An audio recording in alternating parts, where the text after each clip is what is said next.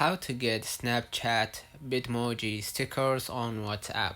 So first of all, you need to go ahead to your App Store or Google Play, download an app called Bitmoji. That's an app that have all the stickers inside the Snapchat account. So once we open up the Bitmoji and you log in with your Snapchat account, what I'm gonna do here, I'm gonna select the sticker that I want to add to my WhatsApp. Let's say for example I want to add this one. Okay, so I'm gonna just hold right here, or I'm gonna just click this one, and I'm gonna just save the image. Okay, and after I allow them to have access to my photos, just it will be saved right there.